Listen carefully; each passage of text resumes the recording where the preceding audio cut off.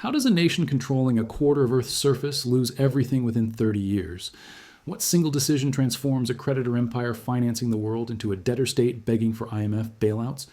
And if Britain's collapse followed such a clear pattern, why is the United States now making the identical choices that destroyed British power? In 1920, the British Empire reached its maximum territorial extent, 13.7 million square miles governing over 450 million people across every continent. The pound sterling was the undisputed global reserve currency. London was the world's financial capital.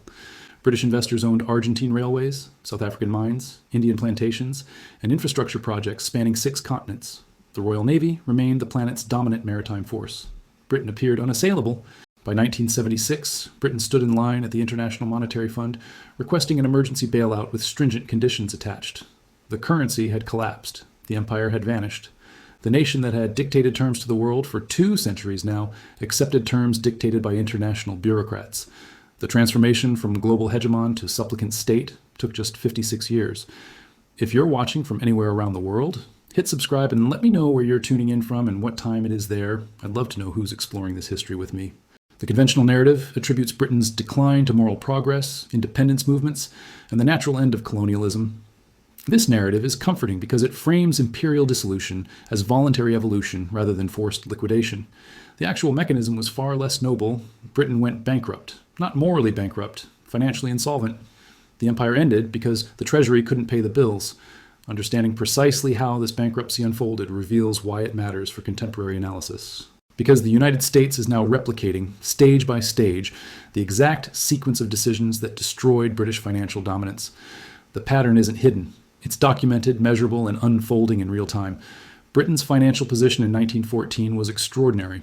The nation was the world's largest creditor, having accumulated decades of overseas investment returns. British capital financed railways across South America, mining operations throughout Africa, and industrial development in North America. These investments generated continuous income streams flowing back to London. The city functioned as global finance's central node. Every major loan, every significant international transaction, every colonial development project ultimately connected to British banking houses. This financial architecture rested on the gold standard. The pound sterling was convertible to gold at a fixed rate, £4, 86 pence per troy ounce. This wasn't symbolic. Any holder of pounds could exchange them for physical gold at the Bank of England. This convertibility made the pound universally trustworthy and therefore universally demanded. International trade contracts were denominated in pounds. Central banks held pounds as primary reserves. The pound's privileged position generated enormous advantages. Britain could borrow at the lowest global interest rates, run modest trade deficits without crisis, and exert financial influence far exceeding its industrial capacity. The Royal Navy enforced this system. With battleships stationed across global trade routes, Britain could protect commercial shipping, deter challenges to its financial arrangements, and project power anywhere on Earth within weeks. In 1914, Britain operated the world's largest navy, more tonnage than the next 2 naval powers combined. Then came August 1914. The assassination of Archduke Franz Ferdinand in Sarajevo triggered alliance commitments that pulled Britain into a continental war of unprecedented scale and cost. World War I would ultimately consume approximately £35 billion, roughly 14 times Britain's entire 1914 GDP. To grasp this proportion, imagine the United States spending $350 trillion on a single conflict. The scale is almost incomprehensible. Britain financed this through 3 mechanisms, each devastating to its long-term position. First, taxation increased dramatically. Income tax rates that had been negligible for most citizens rose to 30%.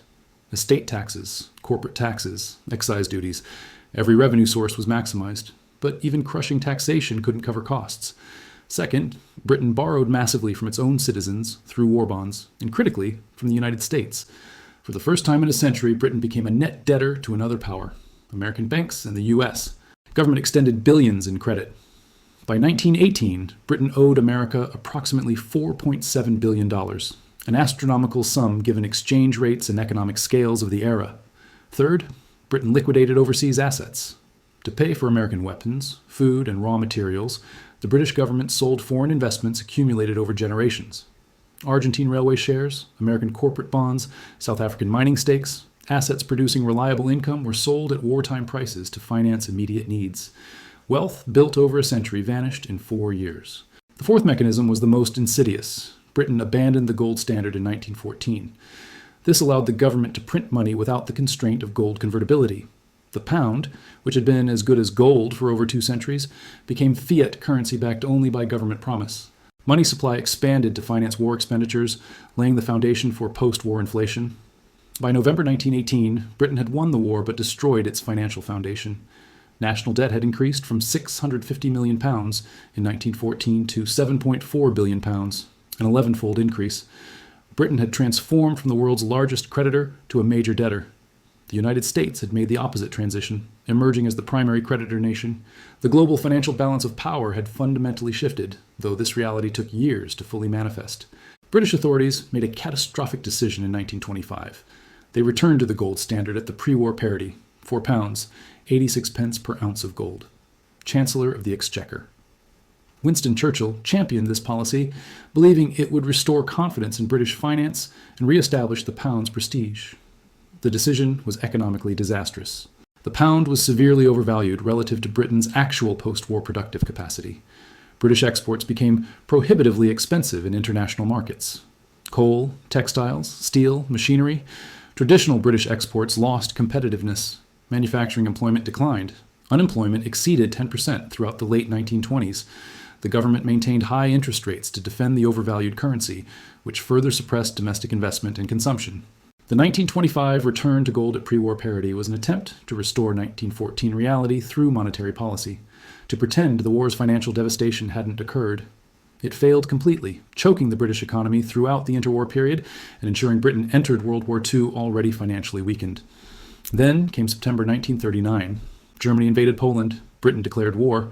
The Second World War would cost Britain an additional £28 billion over 6 years. But this figure understates the true burden. Britain mobilized totally. At the war's peak in 1943-1944, military expenditures consumed 55% of GDP. Over half the nation's entire economic output was directed toward the war effort. Civilian consumption was severely restricted through rationing. Every resource was allocated to survival. This level of mobilization was unsustainable beyond the short term.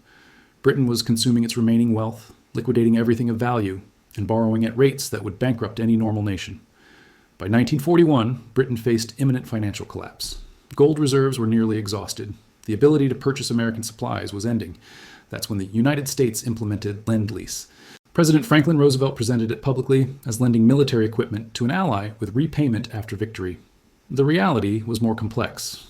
Lend-Lease came with conditions that fundamentally altered global economic architecture. The United States required Britain to dismantle imperial preference, the system of tariff preferences that gave British goods favored access to empire markets. American exports would receive equal access. Britain also had to accept American oversight of its financial reserves and spending. The assistance came at the price of Britain's economic sovereignty.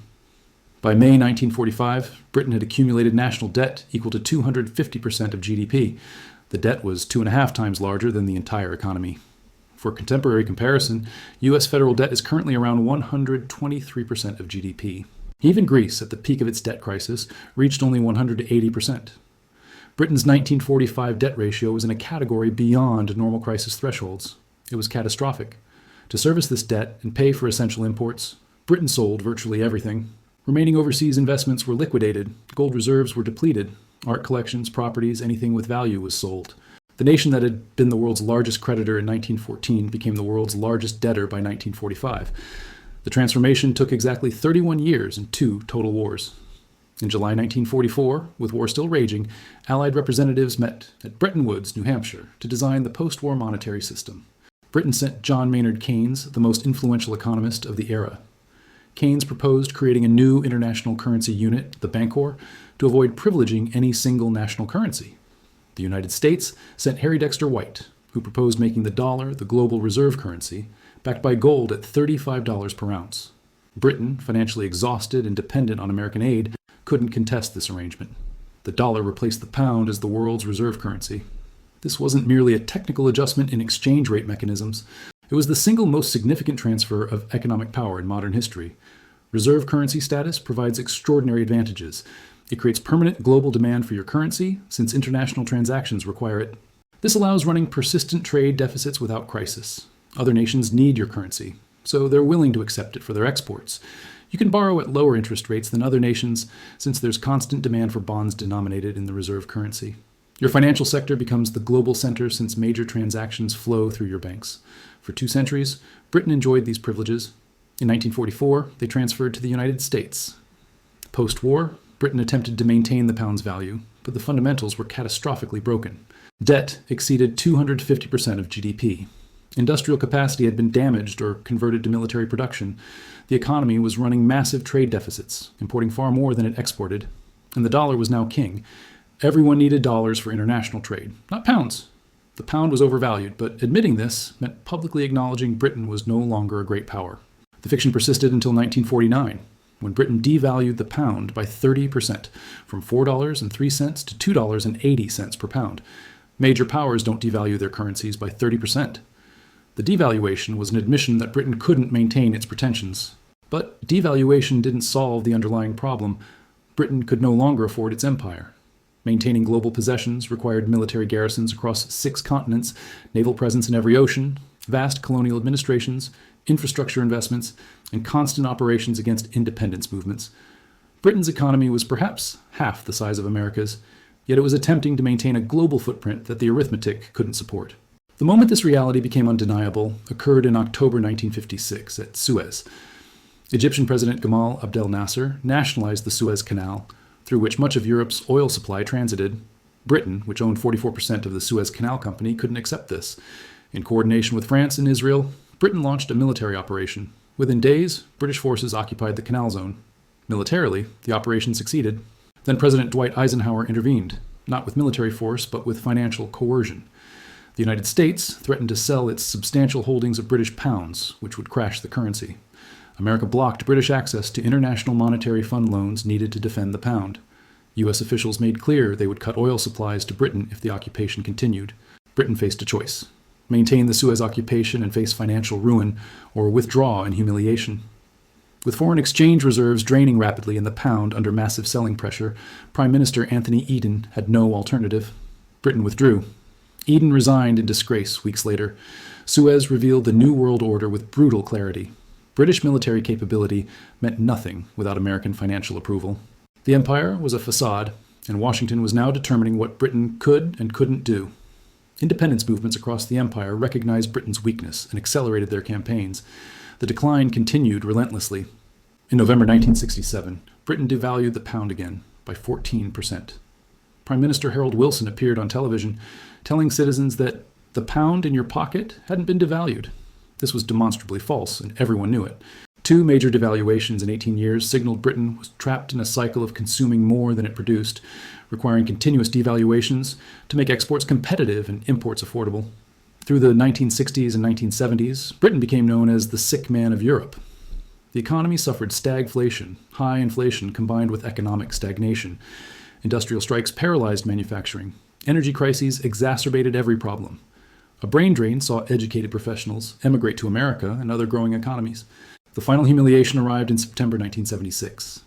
Facing yet another currency crisis, Britain applied to the International Monetary Fund for a bailout, an organization Britain had helped establish 30 years earlier. The IMF approved a loan with harsh conditions: cut government spending, raise interest rates, implement austerity measures.